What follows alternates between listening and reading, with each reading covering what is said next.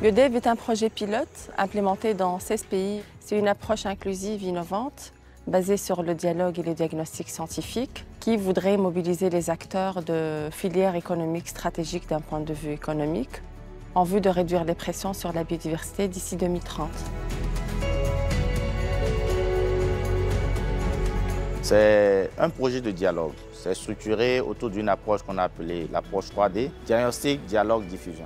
S'appuyer sur des éléments de diagnostic scientifique pour convaincre les acteurs du secteur privé comment est-ce que les activités ont des menaces sur la biodiversité afin de les amener à travers un dialogue sectoriel à prendre des engagements volontaires. Pour la première fois, le gouvernement, la société civile, le secteur privé, tous ces acteurs se sont réunis autour de la même table pour échanger entre eux des bonnes pratiques et pour définir ensemble des actions possibles qui permettraient de préserver la biodiversité.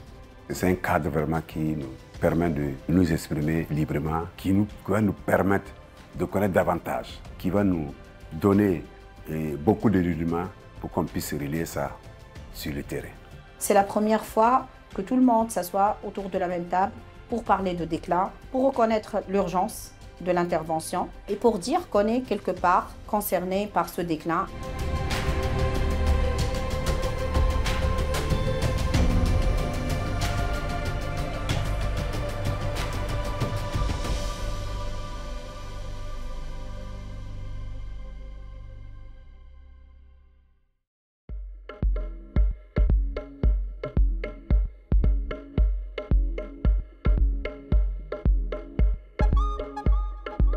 BioDev a apporté un nouvel outil qu'on a appelé l'outil STAR qui permet d'évaluer les scores de restauration et de menaces sur la biodiversité. Et les résultats de cette mesure a montré qu'au niveau du Bénin, il s'agit des secteurs qui menacent la biodiversité, notamment le secteur agriculture et le secteur de l'exploitation forestière. N'étant pas du même ministère, n'étant pas du même secteur, on ne se parlait pratiquement pas. BioDev a permis qu'on puisse parler le même langage. Nous avons organisé des cafés de la biodiversité, on les a appelés. Ce n'étaient pas des exposés classiques, mais des échanges, des discussions pour permettre à chaque acteur de se remettre en cause et de prendre conscience de ce qu'il doit faire pour limiter la perte de la biodiversité.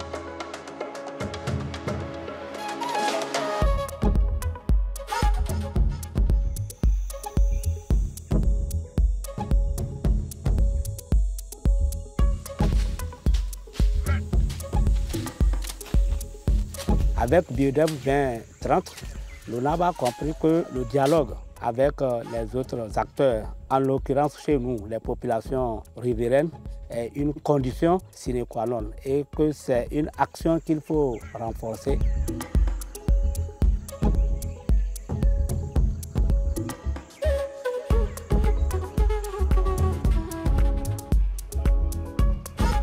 Avec BioDev, on a compris la responsabilité sociétale des entreprises forestières. On n'avait pas perçu le côté sensibilisation des acteurs autour de la protection de la biodiversité. Et au cours des ateliers, on a compris qu'on détruit beaucoup de choses. Mais maintenant, on a compris qu'on peut, si on est conscient, tenir compte et faire attention à ces aspects-là lorsque nous exploitons.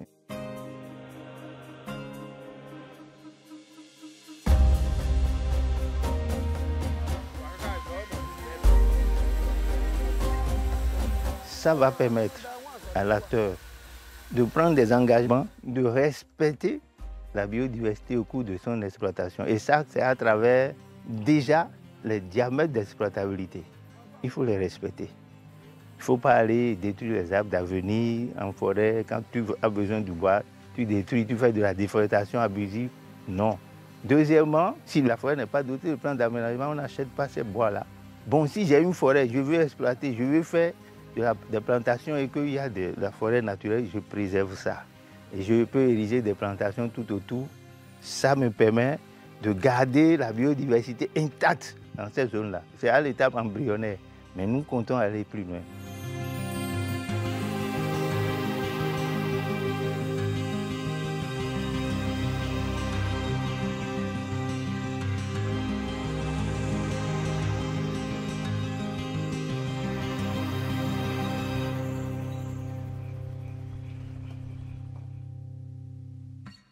Le riz s'est retrouvé parmi les filières qui portent entorse à la préservation de la biodiversité. C'est pourquoi nous avons estimé que nous devons nous faire allier à Biodev, et Biodev est un allié également au CCRB, pour des actions plus coordonnées qui visent réellement à impacter positivement les espèces qui sont en train de disparaître.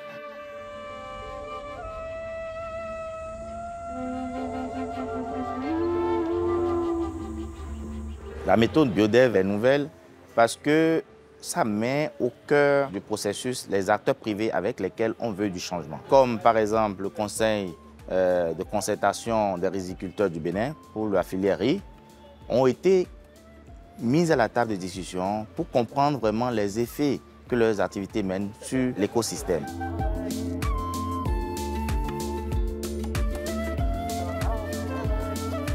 Le ver de terre est un fertilisateur bénévole. Aujourd'hui, avec l'introduction des intrants chimiques de synthèse, ces vers de terre ont complètement disparu. Ça veut dire que nous-mêmes, nous contribuons à appauvrir nos sols. Donc aujourd'hui, nous travaillons pour le retour de ces vers de terre. On les cultive et nous produisons ce qu'on appelle le thé de vermicompost. Le vermicompost est composé essentiellement du ver de terre associé au terreau et aux résidus de récoltes séchées. Avec aujourd'hui les innovations que nous développons, c'est-à-dire le thé de vermicompost que nous utilisons face à l'ancienne pratique des engrais chimiques, je crois que les producteurs en tirent beaucoup de profit. D'abord sur le plan économique, ils font beaucoup de bénéfices. Maintenant sur le plan environnemental, on constate aujourd'hui que la terre n'est plus polluée. La biodiversité aussi n'est pas polluée. Le sol se restaure. Donc c'est bon pour l'humain, c'est bon pour la planète, c'est bon pour la biodiversité.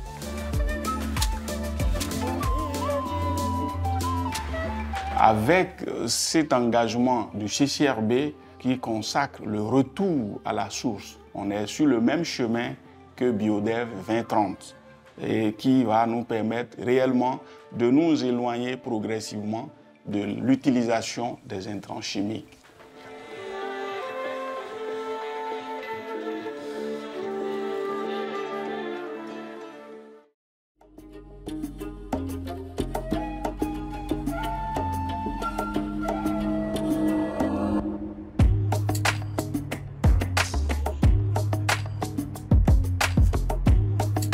En Tunisie, le comité de pilotage, organe de décision du projet, a décidé de choisir deux filières économiques, la filière des eaux conditionnées et la filière du ciment. Pour l'industrie du ciment, le choix a été fait parce que c'est une industrie extractive qui nuit à la biodiversité dans les territoires dans lesquels les 9 cimenteries exercent en Tunisie.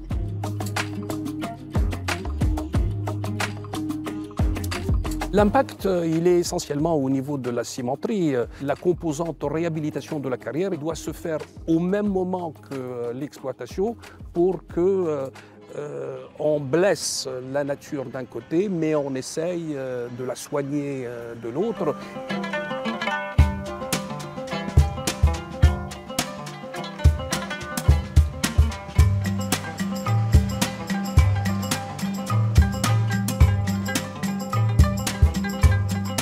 La première chose qu'on va faire, c'est dresser un inventaire de l'état de la biodiversité, d'abord dans 2 ou 3 territoires cibles, pour comprendre de près l'érosion de la biodiversité et à partir de là, nous allons définir les actions. Ils veulent aussi faire un échange de bonnes pratiques d'expérience avec des cimenteries en France ou ailleurs, pour comprendre comment se fait la réhabilitation en parallèle avec l'exploitation des carrières. Notre expérience comme privé et groupe international ici en Tunisie, ça veut dire remettre en place de bonnes pratiques qu'on a commencé déjà à faire dans les autres pays. J'ai eu l'occasion de travailler déjà sur des récupérations environnementales de carrières. On a créé des parcs. La carrière, ça devient une place où tout peut vivre et faire des choses différentes. Je crois qu'en Tunisie, on est le moment de commencer cette nouvelle expérience.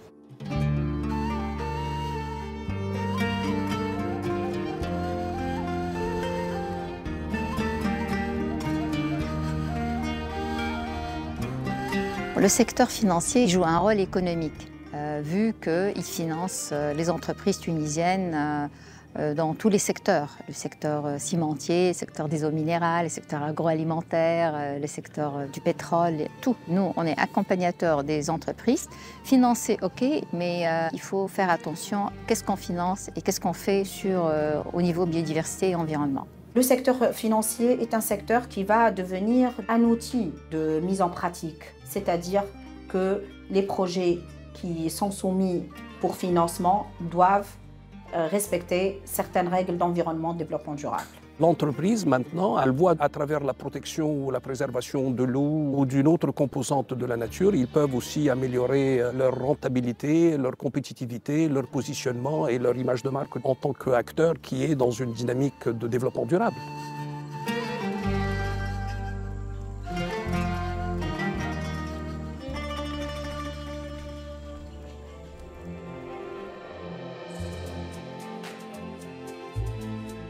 Biodev, il a apporté une dynamique de concertation, une dynamique de dialogue.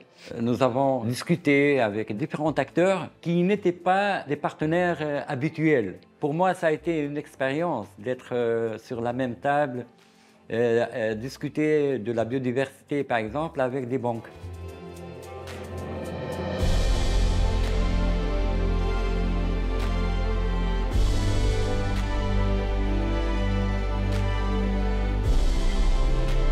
On souhaite vraiment que l'engagement soit spécifique, mesurable, atteignable, avec des résultats temporels, afin de nous permettre d'ici 2030 de pouvoir mesurer l'impact des actions que les acteurs sectoriels auraient pris pour pouvoir voir vraiment qu'il y a une réduction des menaces. Il faut aller jusqu'au bout de tout ce qui a été préparé.